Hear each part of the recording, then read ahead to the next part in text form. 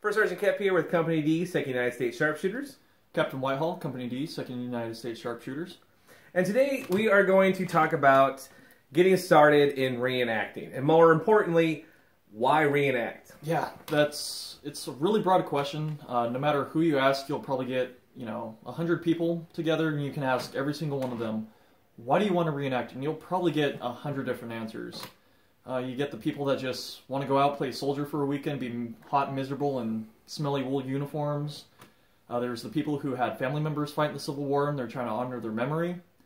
There's former service members who really miss being in the military. And, it's the closest they can get without going back in. Either they're, too old or, there's a medical disability, bad joints, stuff like that kind of kept them from continuing on. And you just get all sorts of other weird, little wacky History reasons. nerd. Yeah, history nerd. Yeah, big surprise, I teach history, so looking for something to kind of improve sort of my instruction and, bring some more weird stuff to my class. Reenacting was something that had been in the back of my mind, but I didn't know where to go or who to talk to. Yep. I've been fascinated with the Civil War since I was probably 2nd grade. I saw Ken Burns for the first time in 3rd grade, and that just blew my mind. I think that's what got everyone going, like in the early to mid-90s, was the movie Gettysburg coming out and the Ken Burns documentary, so go figure. Mm-hmm.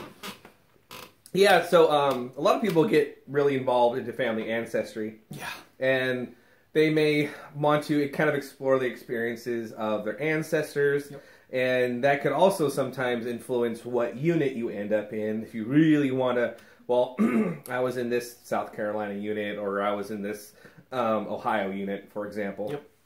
Yep. Then you also, like civilians too. You get people just kind of wanting to experience sort of civilian life during the Civil War and being able to kind of show sort of the cultural norms and the manners and sort of the dress. Some people are really into fashion, and fashion and costume work and sewing. That will get them into the hobby. I would also say kids are a big reason people get reenacting. Yeah, for some reason, there's a lot of reenactors out there that, they want to be kind of closer with their family. They want to do a lot of family activities, but, the old, let's go to the park and have a picnic for a day, or let's go on the family camping trip. A lot of people do that and then they get bored of it. And then there's reenacting, which is the family picnic, the family camping trip, and you get to shoot at people with black powder. I mean, what's not to love? And it's all unplugged. I think that's becoming more and more appealing to, young people and parents and old people alike. Is, there's you're out of electricity. No one's on their cell phones. Most people. Most people. Yes. Let's not talk about those people. There's some guilty of that sometimes. Mostly because work, but yeah. And then some. We talked about first responders too. So sometimes you'll have medical professionals on, on call. It's like, well, please check your phone. Yep. Yeah, there is that, but that's an unnecessary evil kind of within reenacting. But we live with it. Yeah. Let's see. Another one is we do get a few people who just never knew about it. Yeah, there are some where reenacting is actually a thing. Crazy people do this. Yeah, I was driving by, I saw a sign on the highway, and this is a thing. Yeah, I remember one event that we used to have in Port Gamble here in Washington. It was right in the middle of a little historic town with not really a highway, just kind of a main drag through the Kitsap Peninsula, and we'd block traffic as battalions were marching across to the battlefield, and there's people almost causing car accidents, almost going off the road because they're just. And we've had people come through camps and they're just, we didn't know reenacting was a thing. This is actually, and they talk to a bunch of people, they get really into it, and yeah, this actually sounds like some, I've kind of liked history. They end up doing it for 35 years and end up becoming colonel of a battalion and basically taking it hook, line, and sinker. And it's interesting to hear kind of those stories. from people. Yeah, and I would say you also get, there's also a few people who are maybe interested in traditional skills. Yeah. There's a fair share of preppers in the hobby. Yep. I mean, if you can survive being a soldier in the 1860s and live out of one pack in all 4 seasons, cook and use very meager rations. There's all kinds of other trades and skills that you'll see across the country. Sewing, leatherwork. Blacksmithing. Yep, blacksmithing. There's woodworking, obviously, for you. And a lot of people take their black powder weapons out and actually hunt with them. So there's even marksmanship in with that, too. Just along with general, my friends and my roommates that I live with kind of make fun of me. Like, oh, if the power goes out, we know who to go to for all the candles and stuff like that. And oh, hey, my pants are ripped. Can you sew them for me? Yeah, bring them in. Like, did you learn this through reenacting? Someone's got to fix it. I'm not going to pay someone, Why do you have 50 pounds of gunpowder in your closet? That has been a question before. We've had some friends of friends coming over and they're like, hey, is your friend, is he stable? Is he a terrorist? I just saw him cart 50 pounds of powder up to his room. Is he okay? Oh yeah, he does Civil War reenacting. Big nerd. Oh yeah, that's pretty much what it is. I'm don't worry about him. He's just a nerd. Don't worry about it. And it's just one of those things where they kind of poke fun. Well, and yeah, you bring up a lot of really firearms enthusiasts really get into the hobby. That's a big one. Because you get guilty of that too. Yeah, you get exposed to all sorts of firearms history. You really get to know up close and personal how they operate in different conditions and under stress. And also, it's a good excuse. So whether you're say a hunter or a prepper, and you're just looking for a reason to buy Pedersoli's new Lorenz, or you are a gun nut just looking to add to your collection, you're gonna know, oh, so-and-so's making that rifle now? Yep. Or it's oh, no, you don't want that reproduction. That one's a piece of garbage. Save your $1,000 or whatever. Yeah, and the funny thing, too, is with reenacting, it's a rabbit hole. So, you'll get this person who wants to join reenacting because they're really into the firearms of the Civil War. And they think they know, oh, yeah, I know this, and this about it. But they go in and there's someone who knows more. And they learn from that person. Oh, no. They're like, I didn't know that, so-and-so was used then with this and that, and it's usually kind of, I want to say it's the gateway drug to knowing more this rifle is typically issued with this kind of cartridge box, and they start researching this cartridge box, and they start researching the belt that came with this cartridge box, and then the cap pouch, and then the haversack, and then the maker's marks, and then the maker's marks, and then the uniforms, and then how that played into how this unit actually got annihilated, or how they annihilated this unit during the Civil War. It's just one of those weird kind of things. That's one thing that I learned through reenacting, living in Spokane, was the 1853 slant breech sharps and the 1855 rifled musket. Their first combat use was 4 miles from where I live in Spokane, out in the Spokane Plains, and it's just one of those things where I wouldn't have known that unless one day I was driving by Fairchild Air Force Base, and it's all right, I've seen the stone pyramid ever since I was a little kid. What's it about? Go and read the plaque, do the research on it, and it just pops up and oh yeah, this rifle and this carbine was first used in combat against the natives in the Spokane area against with the U.S. Army. Okay, and then you start researching that. Like I said, it's a rabbit hole. It's crazy. It's my personal story with getting into reenacting. First Sergeant shared his earlier. I was 12 years old. I was living in Bellingham at the time and heard, there's a Civil War reenactment. Always been a history buff. Ever since I can remember as far back as 3 years old, be over at my great-grandpa's or my grandpa's and, Tales of the Gun is on, or Modern Marvels, or anything on the History Channel, really, or some documentary. And, it was always something that I didn't shy away from. It was always something really interesting. I remember sitting on, great-grandpa or my grandpa's lap and, talking about that, driving around with my grandpa, going shooting, hunting, and stopping at historical markers, or kind of the inside joke with my family, the hysterical markers, because something strikes a chord with my grandpa, he'll kind of tear up a little bit. And so, you know, there was always that kind of a guide of history. So going back to being 12 in Bellingham, you know, went to this reenactment, and was like, wow, this is really cool. You know, they actually get to shoot guns at each other, and there's cannons. Like, so, you know, always asking, well, how old do you have to be? How old do you have to be? And, oh, you know, you have to be 14 to carry a rifle. And, but, hey, you're 12, you can be a drummer. Yeah, nah, I want to shoot stuff. So I waited till I was 14 or 15 and, you know, started doing my research. I was actually going to join the Marine unit that we had because my grandpa spent almost 30 years in the Marine Corps. You know, he was a lifer, got out as a sergeant major. Kind of one of those, you know, make grandpa proud moments.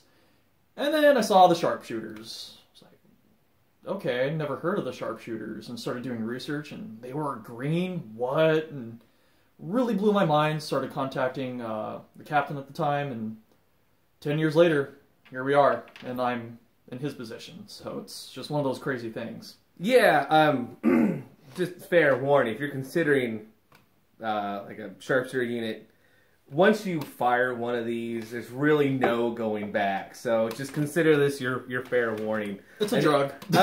A Springfield, this isn't going to be the same after firing a 1859 Sharps. You also kind of brought up another good point. If you're interested in music, there have been plenty of musicians. I know back east, some of the martial bands, the marching bands are huge. They pride themselves. I mean, they can go... They actually have competitions they go to, and they win, like, first place awards. It is crazy how spot on they are. And they'll actually perform in their Civil War uniforms. Yeah. And it's just like... Okay, and they'll play really... I mean, you know, everyone plays The Minstrel Boy. Everyone plays Yankee Doodle, you know... But Battle Cry Freedom. The good they band, play the weird, obscure ones. The deep cuts, the deep tracks. Yeah. The ones you don't hear B-sides. Stephen Foster's B-sides. Yep. The bootleg albums. Yeah. EPs.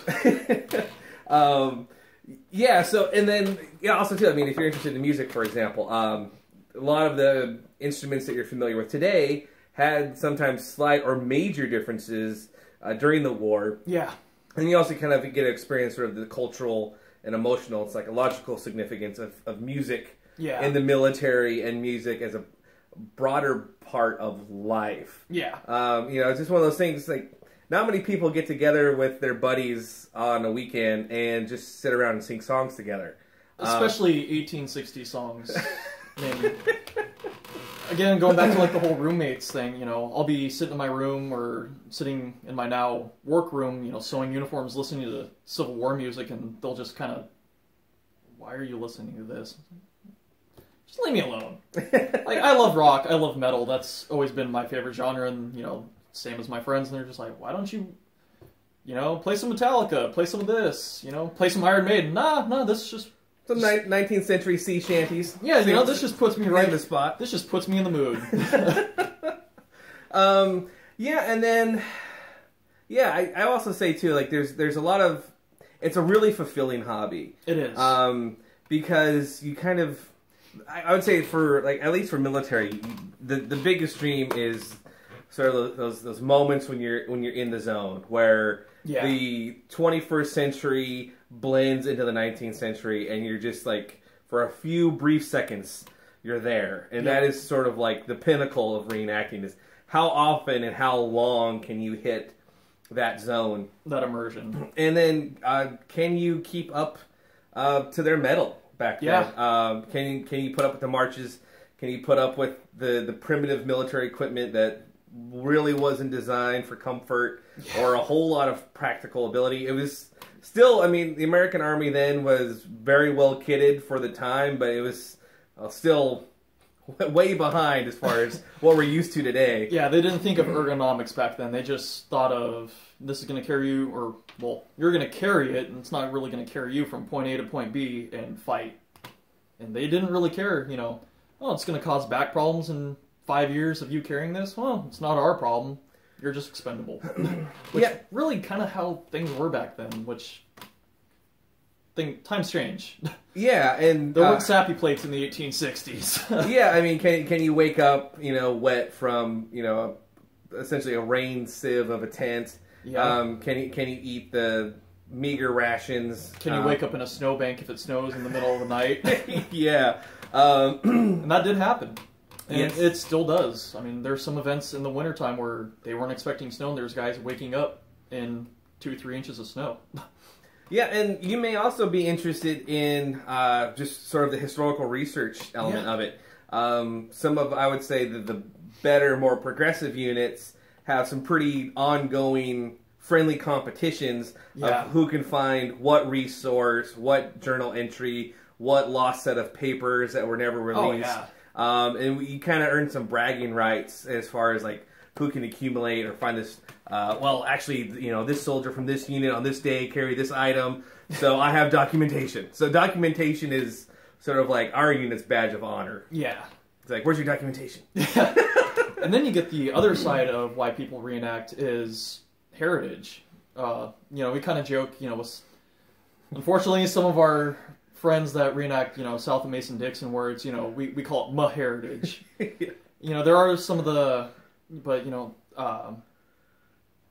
trying to think of what it is. What side did your family fight for? I'm not sure about yourself, but I had family fight on both sides. I had some that fought in the cavalry. I had some that fought in the infantry. Had one that was a mounted spy, scout, and cavalry in New Mexico and Colorado. It's just one of those obscure ones, but they were on both sides of the war. And it's always interesting kind of doing the research of it, and finding out, like, oh, so had, either the traitors or the Unionists, yeah. or the aggressors and the defenders, just depending what side of the fight your family was on. And there's some people where their family was predominantly Confederate, but they they reenact as Union, or they were predominantly Union, but they reenact as Confederate because they feel their sentiments and how they feel personally of how the war should have ended, or the reasons for the war, and they reenact as a Confederate. It's just kind of personal preference. Yeah. And then another big reason I think a lot of people get into reenacting is because their friends do it. Yeah. Or their significant other, their partner. Yep. They end up being kind of like drug into it. Like they either get talked into putting on a costume, or it's like, hey, why don't you, I'm going to be in this town nearby. Why don't you come over and say hi? And they're just like, oh, that's kind of strange. Like, oh, that's kind of cool. Like, so, what's the buy-in on this one? Yeah. And then you just like slowly. Oh yeah, there's some who will never do it, and then there's some who little by little, and then there's some where first event they're already buying stuff like 2 hours of being there. They're like, all right, yep, I'm good. I just spent $1,200. I got a full uniform and a rifle. I'm set. Yep. Sign me up. It's just like, all right, cool. And then there's like the wives, or I've even heard stories of the wives doing it, and they get the husbands into doing it. Yeah. And it's just one of those. That is not uncommon. One of those kind of wacky. Well, it's like you with Mrs. First Sergeant. Mm-hmm. You started doing it, and then little by little by little by little. Yeah. Private Soderling got his wife into doing it. So it's just one of those things where they either love it or they don't. And, usually if they don't, they still support it. Like, it's not my thing, but, if you want to go out and be miserable and hot for a weekend or cold for a weekend, yeah, be my guest. I'll be home keeping it warm. One of those things. Yeah, and another big reason to get into the hobby is if you're a people person. You like teaching, you like educating, you like working with people. Yep. Some people get in it just because there's a part of their research, a part of what they already do that they really want to share with everyone else. And so, the Civil War, or World War II, or, whatever era you're interested in, you want to get in and kind of share that knowledge more, like hands-on. Some people just really like sort of doing museum displays, working with kids, kind of doing like educational pavilion talks. There are some reenactors that just kind of show up and give lectures. Yeah, he does it all. Yep. And there's also the ones where with kids, the parents, you know, the kid, you know, just doesn't get along with everyone in school. They kind of learn differently, and they get their kid into reenacting, and the kid just flourishes. You know, they make the best friends of their life. That's super common. You know, it's the kid where, you know, they know everything in school. They, you know, they have the knowledge, but they never raise their hand. You know, they don't talk. You know, they're always just the kind of quiet kid that just kind of, yep. And you get them into reenacting, and you can't shut them up. Yeah, and this, I mean, yeah, this... It is crazy how that happens. Well, yeah, and it's really great because this is an opportunity for them to take on a character, to take on a persona, and they kind of get to explore sort of identity and history, and kind of everyone understands roles, and everyone's learning together, and they all share the similar, you know, and interests. Some learn some self-reliance, like one of our privates in the unit. I mean, he couldn't cook for himself, couldn't start a fire, couldn't mend clothes, and now couldn't keep from ripping his trousers. Yep. You know, didn't know how to shoot a rifle. You know, sometimes we kind of joke, you know, are you sure you know how to tie your shoes? And now he's going into his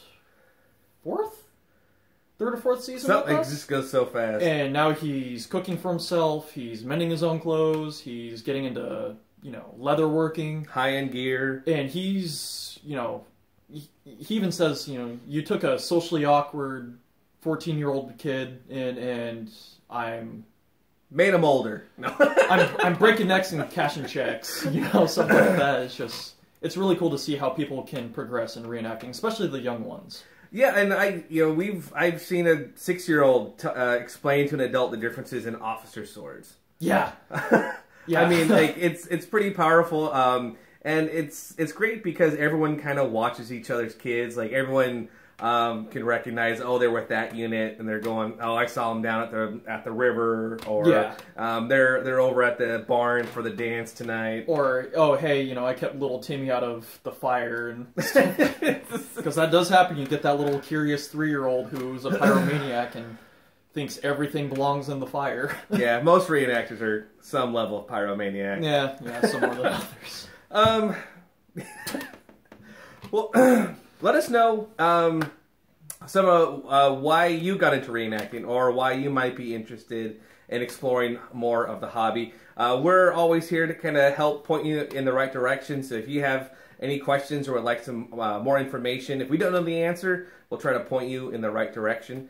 Thanks so much for liking, commenting, and subscribing. And if this video is helpful, please share it. We'll see you next time.